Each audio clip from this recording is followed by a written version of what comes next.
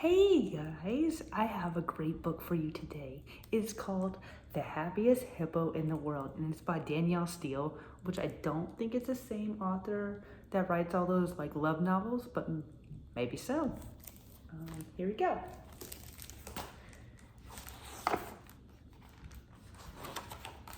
Once upon a time, there was a great big gray mother hippopotamus. She lived in the circus with an even bigger great big gray father hippo and several gray hippo children.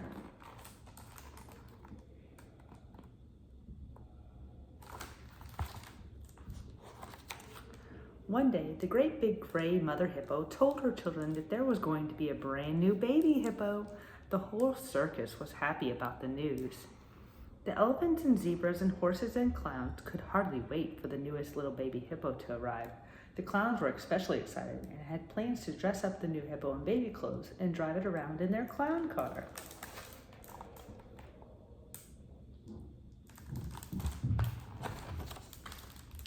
Finally, the new baby arrived. It was a boy. Mama Hippo was so excited to see him for the first time, but then she realized something strange. She closed her eyes and opened them again and saw the same thing. Her new little hippo was not gray, he was green. A bright, shiny, beautiful emerald green. Now there were many things that were green: grass, leaves, four-leaf clovers, lettuce, but not hippos. Hippos are supposed to be gray.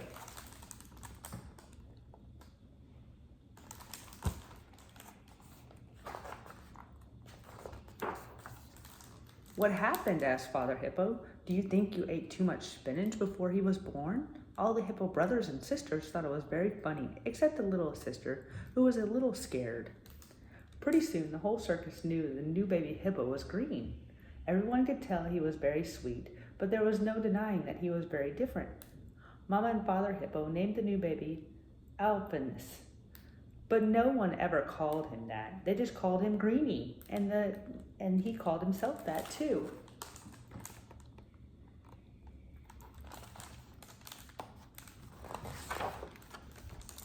Greenie traveled with the rest of the circus, but he found that life on the road wasn't so easy.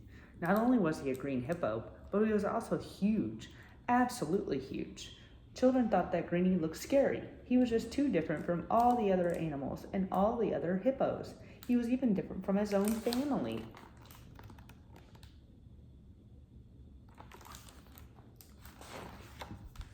The owner of the circus decided that the circus wasn't the right place for Greenie. He was too big, too green, and just too different. So Greenie said goodbye to the circus and he took the train to New York City. He wanted to find a place where he would fit in. Surely there had to be other green hippopotamuses somewhere, and Greenie was sure he'd find them in New York.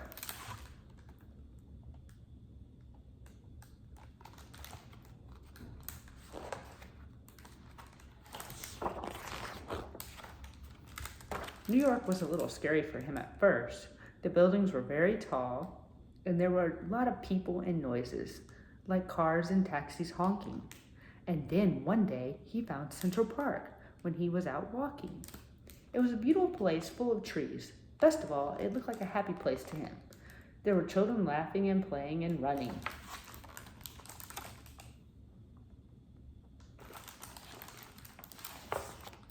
He stopped at a playground. It was full of children on swings and on seesaws and in the sandbox.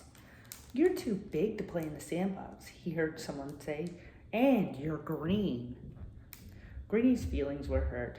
They had told him he was too big and too green and just too different, which made him really sad.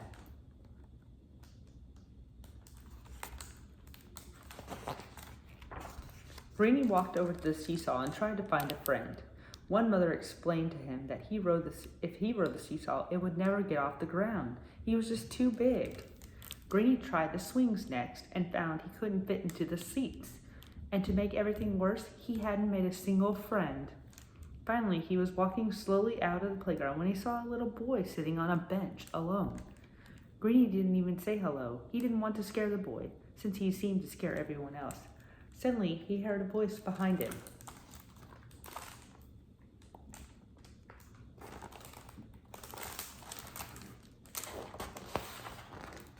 It was a boy from the bench. Hi, where are you going? The boy asked. I don't know. No one will let me play in the sandbox, he explained to the boy. Why not? They say I'm too big and too green. No one wants to ride the seesaw with me, and I tried the swings this morning, and all of them were too small. What's your name? Asked the boy. I'm Greenie, he answered.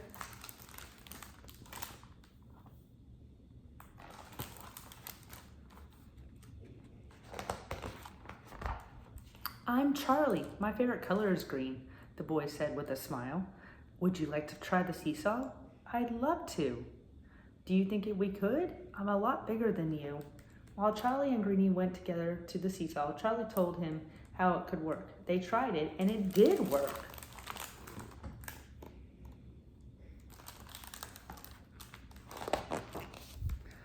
Just then, Charlie's babysitter came over to them. Who is that? She asked. He's my friend, Charlie said simply. They stopped for a minute at the sandbox on the way out, and Greenie sat down in the soft sand with a delighted expression. I love sand, Greenie said happily.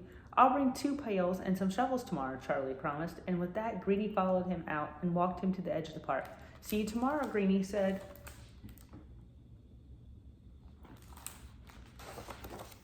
The next day, Charlie came back to the playground.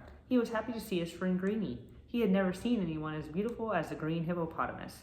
They rode the seesaw again, and just as he had promised, Charlie brought 2 pails and 2 shovels, and they made a beautiful castle. As Charlie looked at Greenie in the afternoon sun, he knew just how special Greenie was and how lucky he was to have him as a friend.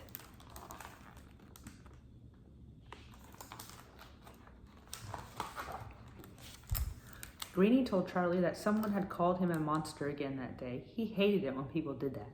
Sometimes it made him wonder if it was true. It was hard looking different from everyone else. Of course you're not a monster, Charlie reassured him. That's the silliest thing I've ever heard. You just look different, that's all. And you're bigger. Regular hippopotamus don't look very nice in gray. You're much better in green.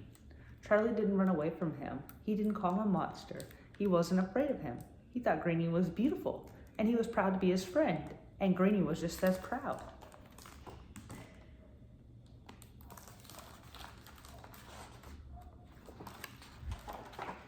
And with that, Greenie was the happiest hippo in the world. No matter how big he was, or how green he was, or how different, he knew as he fell asleep that he and Charlie would be the best friends forever. The end. I hope y'all enjoyed this book. It was really good. The happiest hippo in the world. Have a great day.